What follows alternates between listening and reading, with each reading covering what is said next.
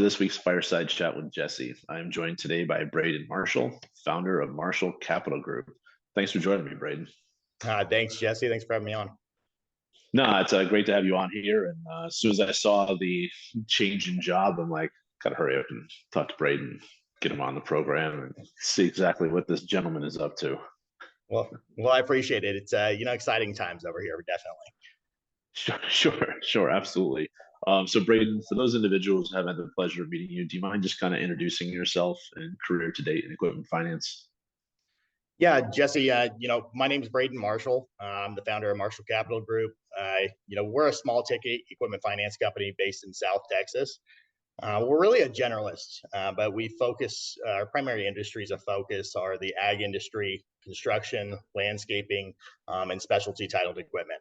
So, my career started in 2015. It was directly after graduating from college. It seems like everybody just kind of falls into the equipment finance industry.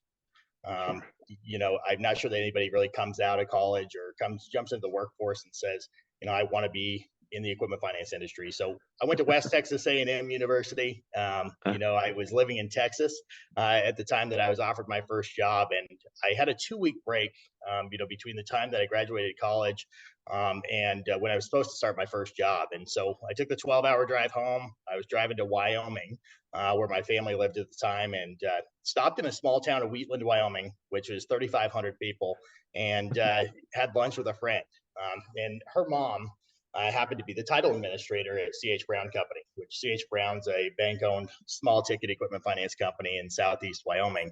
And she said, well, we're hiring for a lender position at C.H. Brown Company. She said, I recommend that you go up and you talk to Chuck Brown.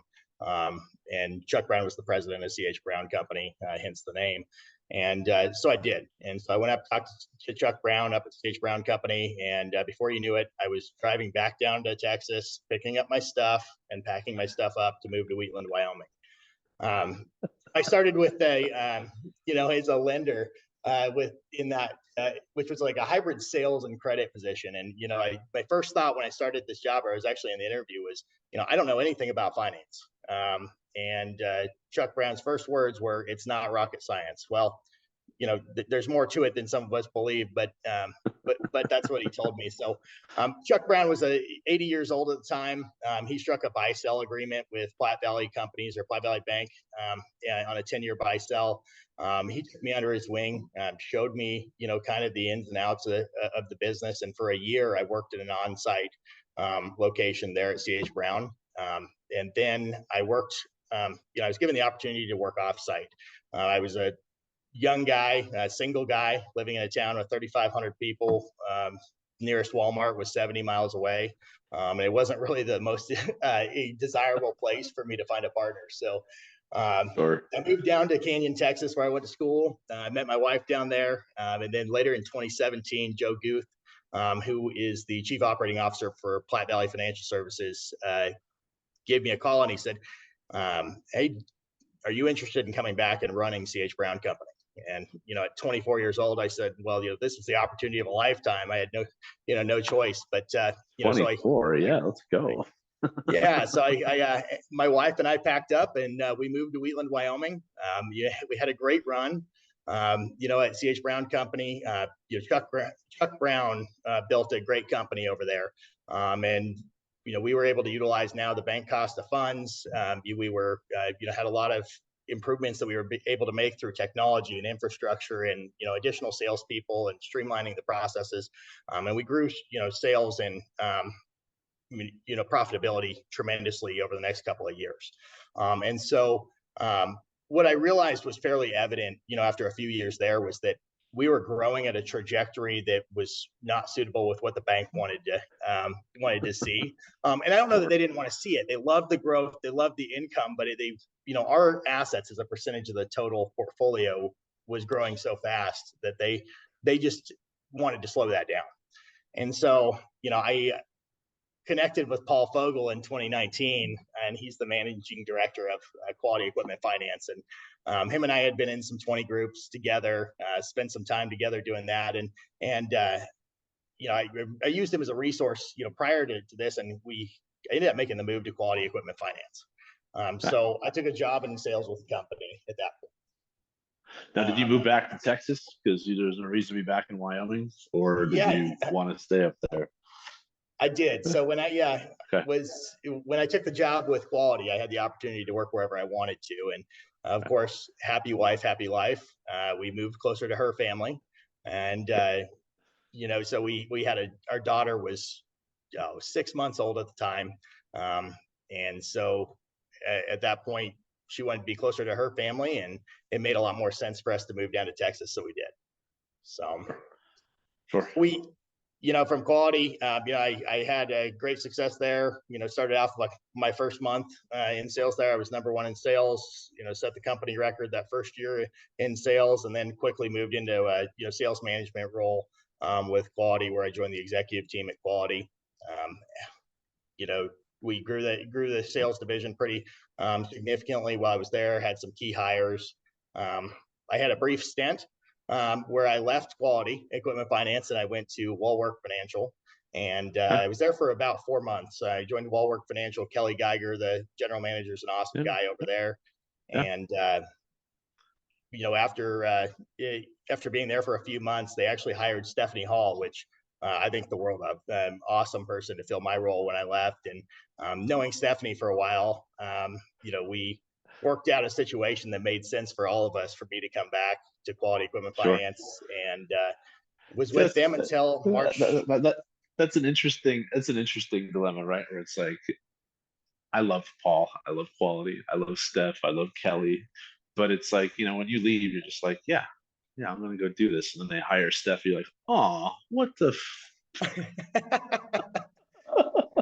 And they couldn't have hired a better person, though. I mean, and that's Oh the no, thing. absolutely, but you're just kind of like, come on, really? It worked out great for them. It worked out great for Sure. me. You know, Yeah. I told Stephanie this many times that there's no way I could have drugged myself or got myself to come back to a company if it wasn't anybody but her. She is so awesome. And not that the company Quality is an awesome company, Sure. but Sure. she to come back and have somebody in your role and you work for them at that point. It was an interesting scenario, and it worked out great because we were an awesome, we're a great team. So Sure. Sure. Sure. So you left there in March of this year, and here we are. yeah, in March of this year, Quality ran into a few capital restrictions, things like that. Being in sales, I was, really tied to the funding volume that I was doing, and always had a dream of starting my own company. And Sure. that time, I decided to form Marshall Capital Group, and we're well on our way now. So we're really excited to continue to grow this business. Building out the infrastructure now. Working through the technology portions of that, and really excited about what's to come. Sure. And the feedback that you've received over the last couple of weeks since you've officially launched has been how's that make you feel, Braden? It feels good. It's one of those things you work so hard in this industry, and you make so many connections, and you don't realize how many connections you really have until people start to reach out. I updated my LinkedIn and Facebook profiles, and it was just, it's like my phone was just ringing off the hook. I kind of felt like I was in a call center, and it, I loved it.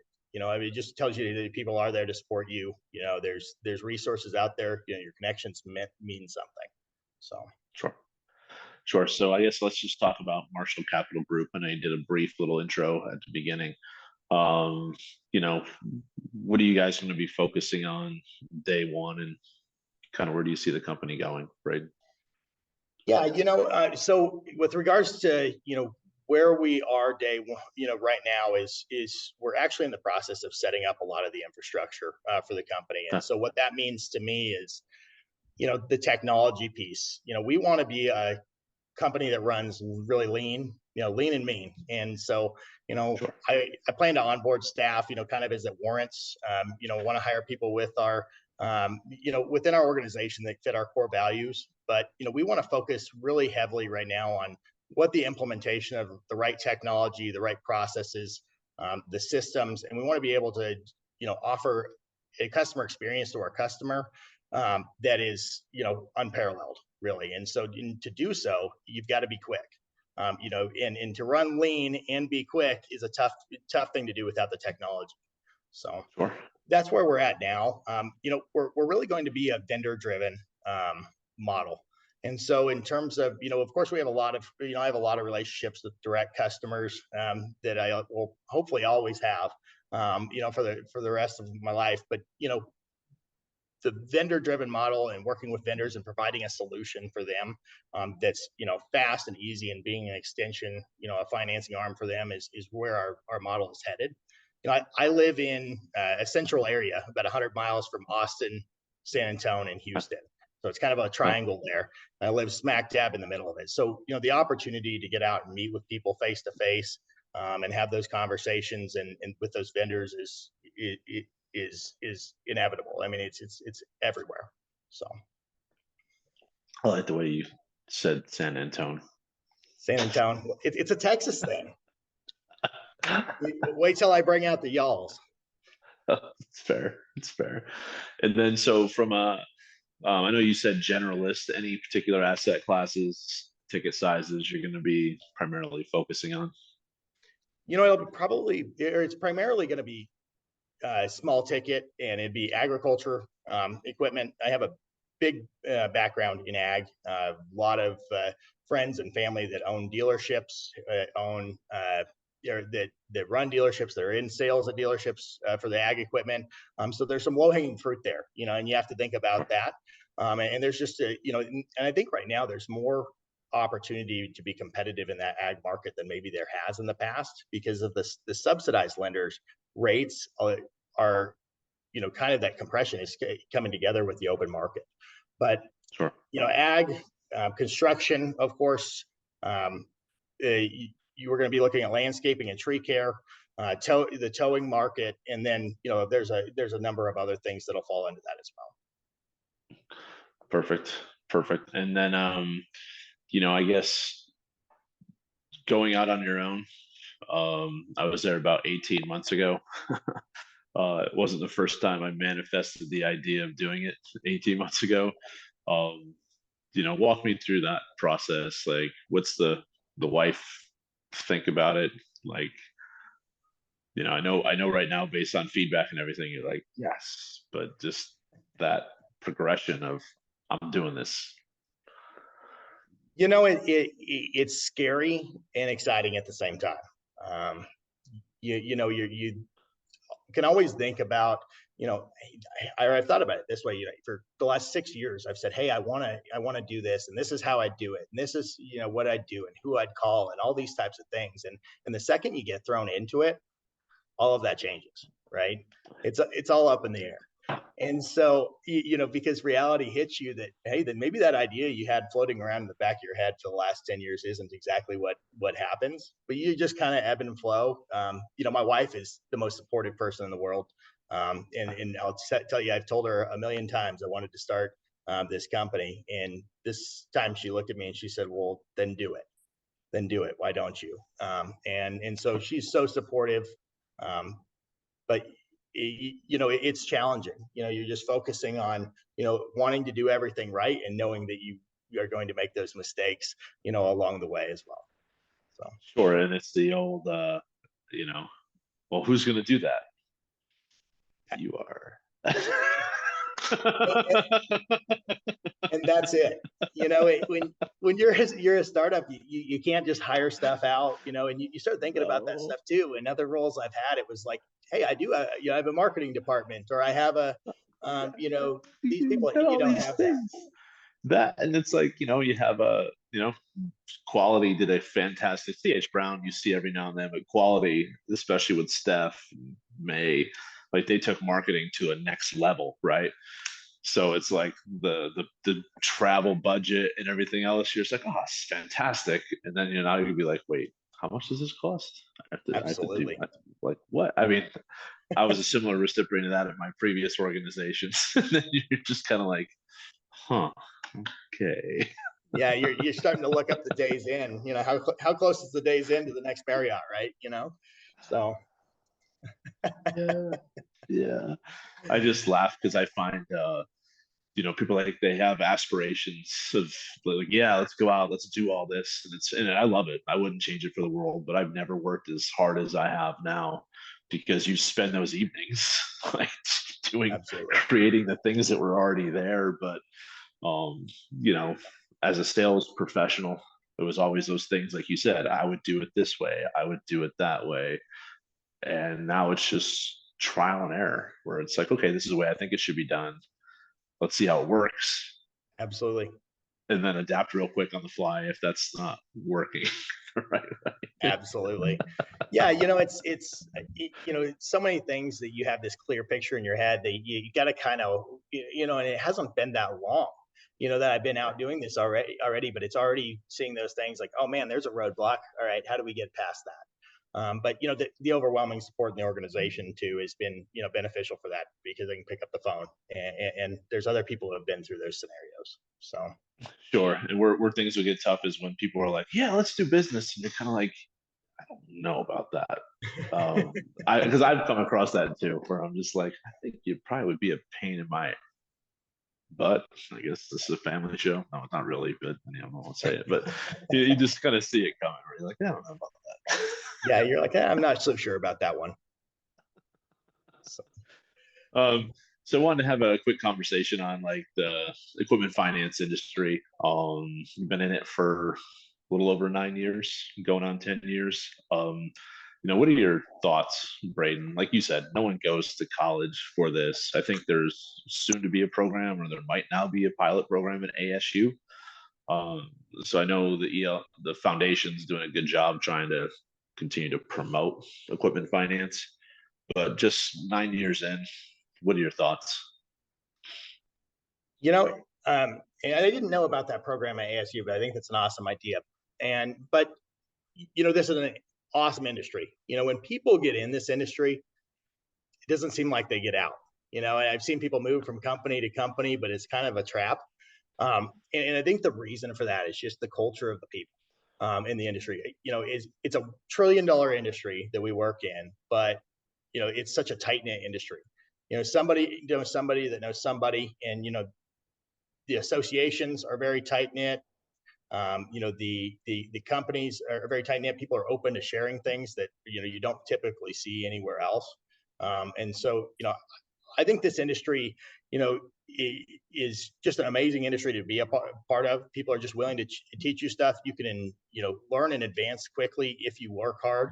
And you're willing to listen. And I think it's just full of opportunity for people that um, you know, don't know about the industry. They should be looking into it, and parents that have kids, look into it, for your kids, introduce them to those things. So I just think this is an amazing industry, and that's what I would say. Agree. I mean, I'm going on was this my 19th year? And I wouldn't want to do anything else. You know, I owe a lot of my success in life to equipment finance. Um, I even now, Jeremy, my son's 15. I brought him to a couple different events here and there, and he goes, "Dad, because your job's great." I'm like, "Yeah, it's not just going out to nice restaurants. That's a byproduct of it. But you actually have to work, kid." But the cool part is sometimes that stuff is work. I remember my first conference I went to, and they're Oh like, yeah, you get to have drinks and nice food, and I was like, they call this work. I was like, I'm in. And turns out that really is part of the business. no, I think we're friends on Facebook. I mean, my family's like, "Is that all you do? Is just eat and travel and golf?" And I'm like, "Yeah, it's exhausting." It is. It is. I get the same grief when I get home, from a conference. When I say, "Well, come on, you just played golf for 2 days and and had some drinks." I'm like, "Yeah, but it was tiring." It's hard work, man. It's hard work. Hard You have work. to be on. You have to be on That's right. 100% of the time. So That's right. it's great. So quality, and I know wall work. So have you been a member of AACFB, NEFA, and ELFA? I have. All three of them. Okay. Yeah. So from the very first year I got in the industry, been involved. I was involved with AAC and NEFA, AACFB and NEFA from the get go, and Okay. then I joined NEFA a couple of years in when I started running CH Brown. But they're great associations. where on the lender side, it was so good to meet, the brokers you were working with, or the service providers, and then just seeing them, at night, outside of their element, outside of their booth, not on the phone, having a couple of drinks and cocktails with them, that's where some of the best, friendships I've made, and so it's awesome. I mean, getting involved in those associations. I just got a call the other day, and I was voluntold that I'm, part of the planning committee for the AACFB conference, this fall. And so, but being I involved in guess some of I'm those going to things New is fun. Orleans. I guess so. So there, I love that word. great I love associations. that word. I love the word voluntold. It's I love it. it happens more often, than I'd like sometimes, Hey, it's nice now being, running EF Cares. I can volunteer people what to do as opposed to being voluntold. Well, that's a good position to be in, but there's also a lot of responsibility on you too. Oh, sure. What, 100%. So, Braden, I consider you to be one of the better salespeople that I've come across in my career. What advice would you have to someone getting into this industry from a business development perspective, without spilling too much of your secret sauce? I don't think that all of it's that secret. And I think I would tell them two things, and the two things I would tell people are: one, outwork everyone. When I got in this business, I was barely making enough money to pay the rent bill, but it was 6:30 in the morning and going home after dark. And so, outwork everyone, work hard, and then the second thing is make connections. And those connections come, and people reach out to you on LinkedIn if they look like they could be somebody who could be in your industry. You never know who that person knows. And so just that network, that spider web of connections that you can develop are the two biggest things. So you don't have to be the smoothest talker or any of those things, but be real. Be the person who you say you are. Be authentic, and then make connections, because people remember people who are authentic and make connections and work hard, and you're going to be successful if you do that. Spot on, man. Thank you for that. Yeah. And, I ask everyone who comes on the program to give me a little fun fact about themselves. So, what makes Bradon Marshall tick outside of work?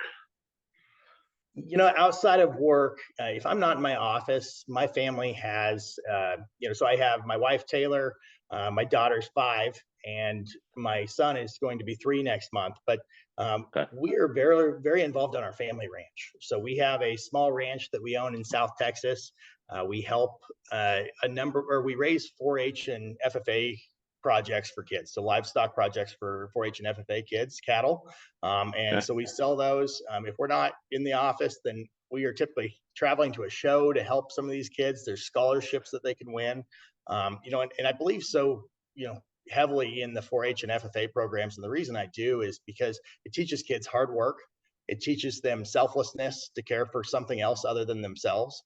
And it makes kids get outside, right? And keeps them away from the screens and the computers. And so, something most people don't know is that, we raise livestock, we live on a ranch, and, we love being involved in the 4-H and FFA communities. So That's awesome. So I didn't know any of that. So when Brooke, she watches Yellowstone, right? And I want to go get a ranch. I'm going to just ship her down to you guys for like a couple weeks. Let her see a real day's work. Well, she is more than welcome. Come on. We'd love that.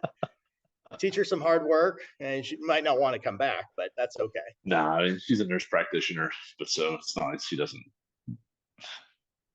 impact lives on a daily basis.